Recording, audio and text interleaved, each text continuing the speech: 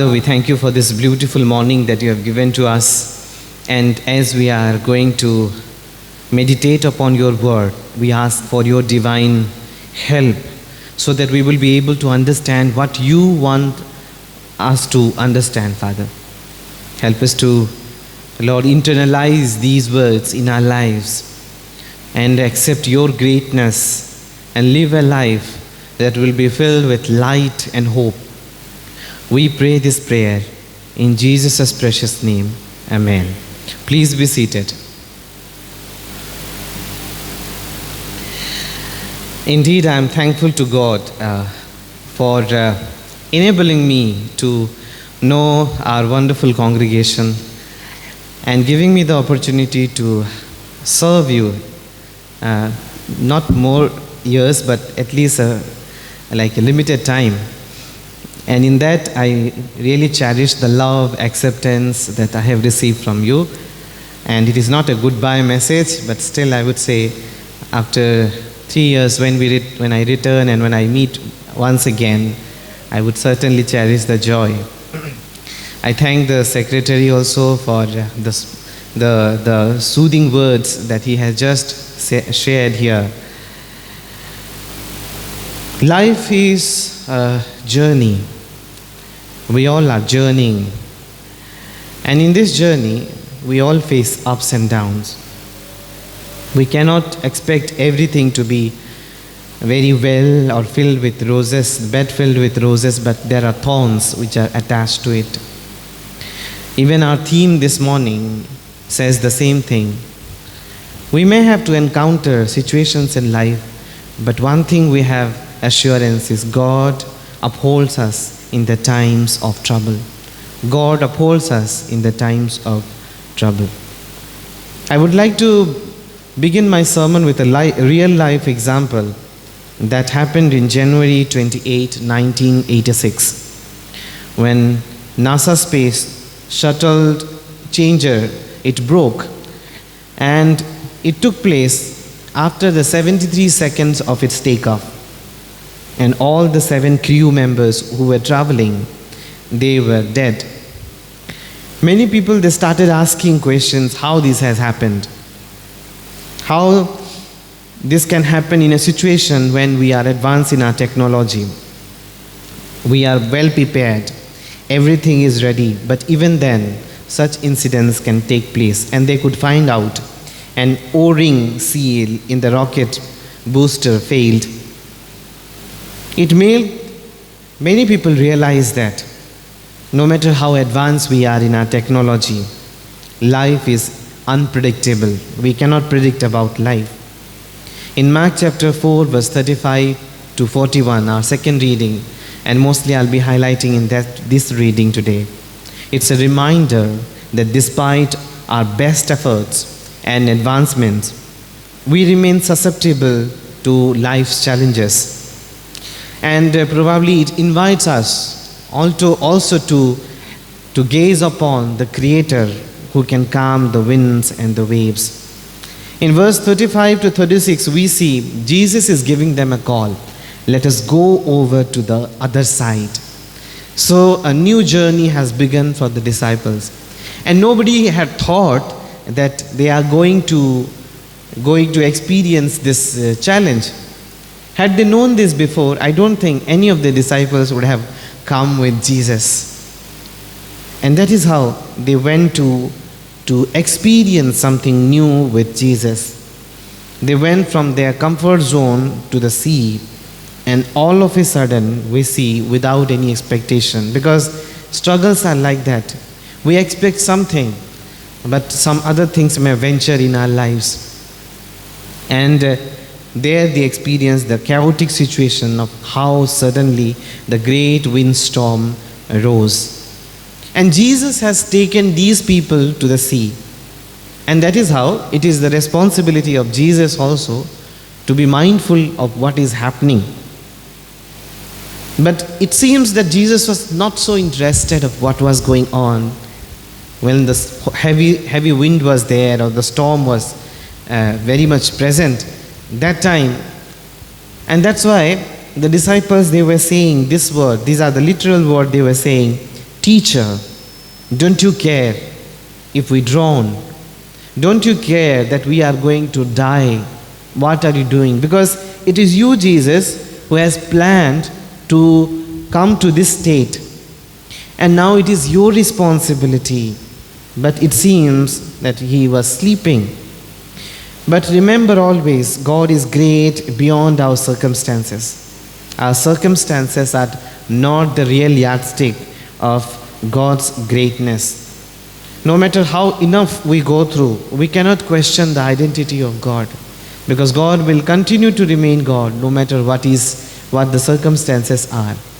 And if we visualize based on our circumstances the greatness of God, somewhere we are making mistakes.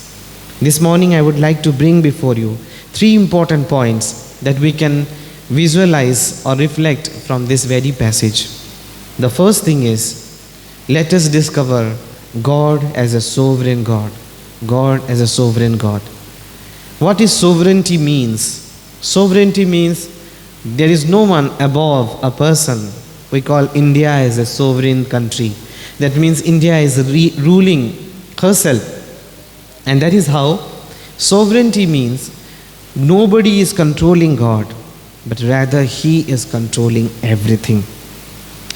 Jesus rebuked the wind and He commanded the wind and the sea. And that is how the disciples were amazed. They thought that who is this person? Because by that time the realization had not come to the life of the disciples. They did not know Him completely, who Jesus is.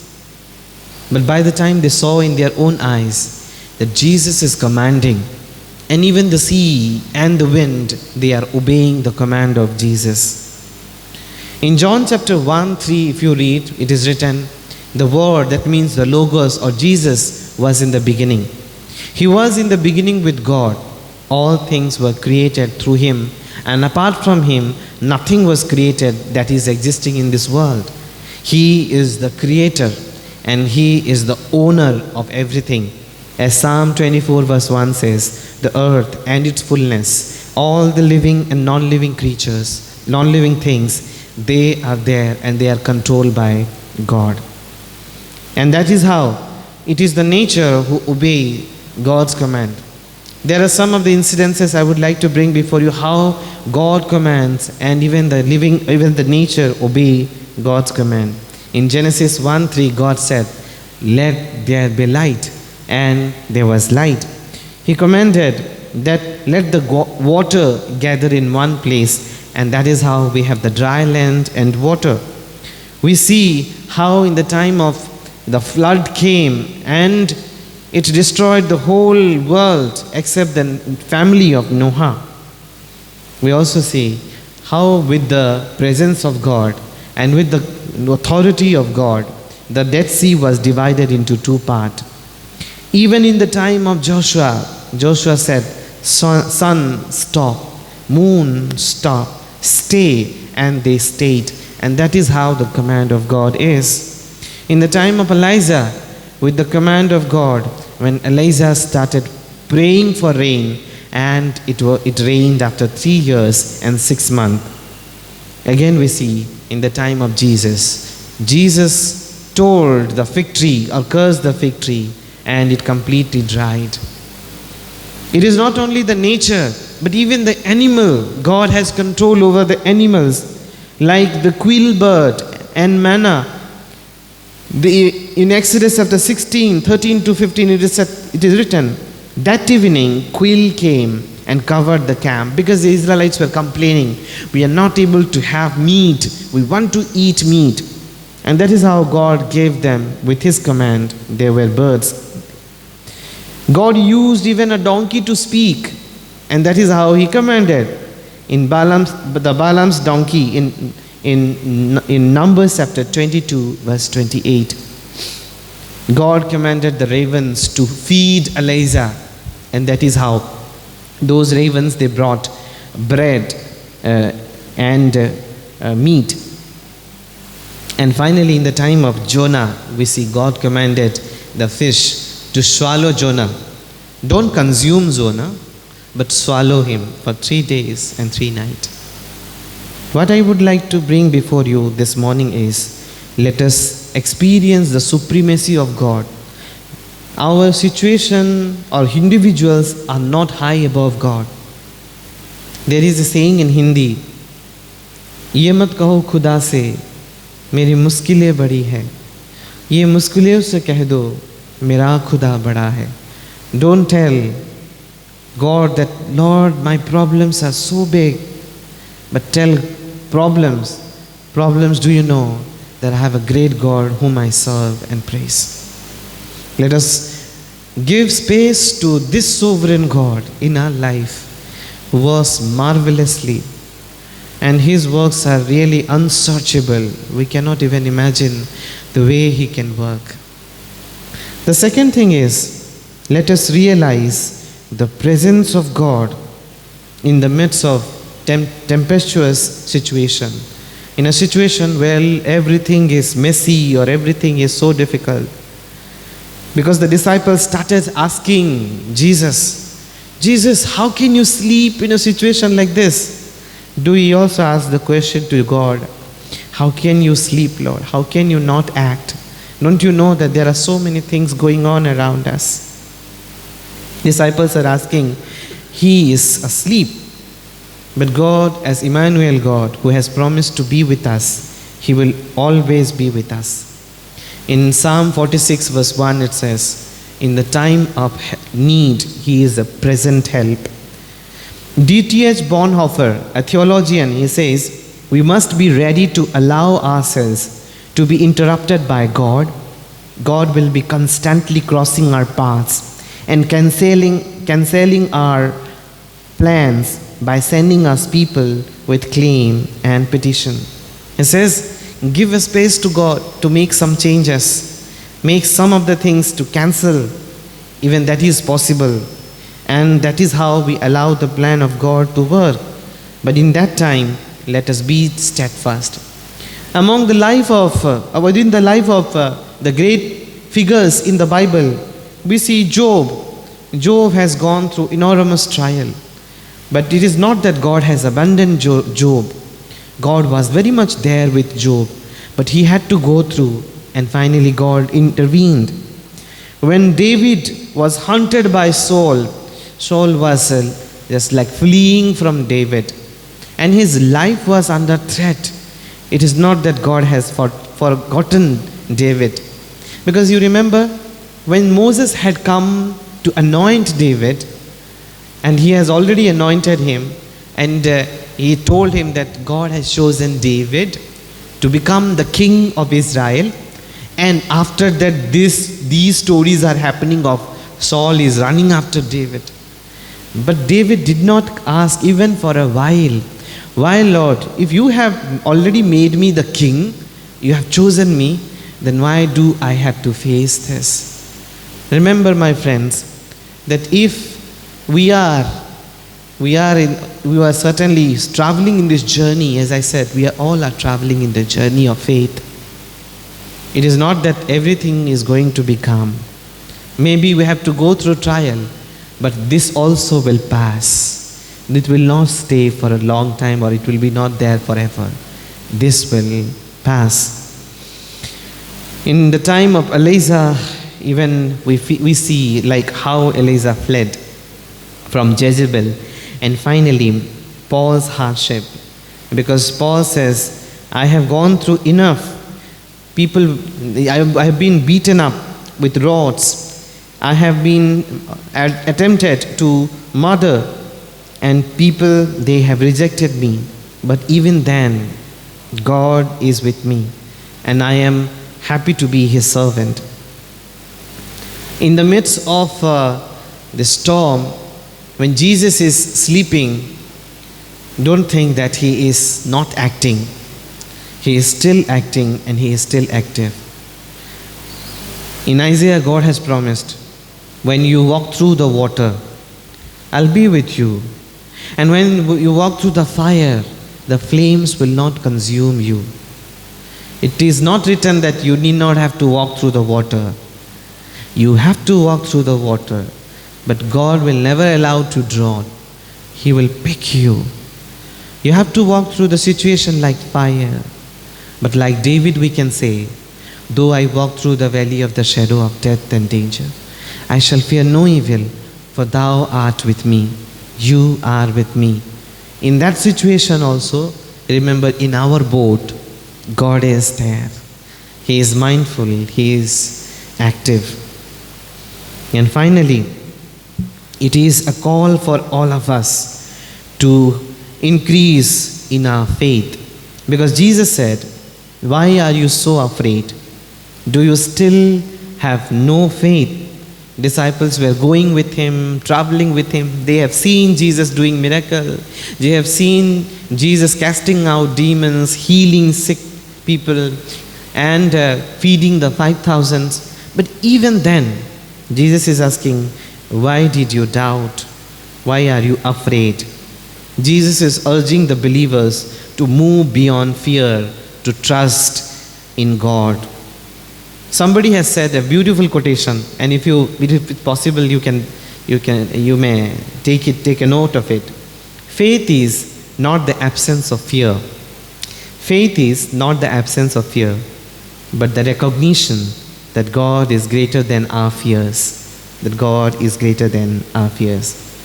Augustine, the church father, says, to believe what we do not see, the reward of this faith is to see what we believe. To believe what we do not see, the reward of this faith is to see what we believe. Now you may not see, but there will be a time when God will reward you, and you'll visualize, in your naked eyes you will see God rewarding you for your faith towards Him. The revelation of Jesus was completely real to them. Jesus' divine authority was revealed in this story. Jesus' identity of God as calming the nature was revealed here. And God is beyond this nature or beyond the circumstances. He proved it. It is a call for us. Let us cultivate a faith that will be unshakable, that will be firm enough in all circumstances. Let us continue to seek His presence wherever we are and wherever we are going. I know some of you are heavily burdened, and during that time even prayer becomes very difficult for you. When we go through extreme, crucial difficulties, ask God to intervene. God will certainly intervene in your case. And let us testify His power, like how He can work in your life. Let me conclude with a real life example of Corrie ten Boom. She is a Dutch Christian who helped many families with her own family, many Jews, to escape the Nazi Holocaust during the World War II. And when the government came to know, they imprisoned her and her family. And they have done all the brutal things with her. They have really tortured her, and she had to go through lots of loss. She has to lose her property.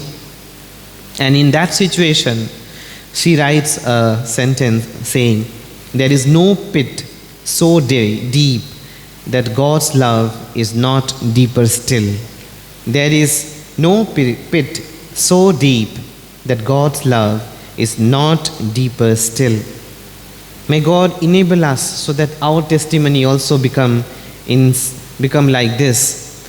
We also say that yes, God's love is far important and deeper than the situation of my life. God is sovereign over everything, and I will seek Him, His presence in my life. And finally, I will know that He is doing it with a very special purpose, to make me more strong, to be rooted more firm in my faith. And that is how one day God will say to you, my son or my daughter, you have run the race successfully. I am waiting for you. Come and receive your crown. May God bless each and every one of us. Thank you so much for your love and care throughout this period. God bless each one of us.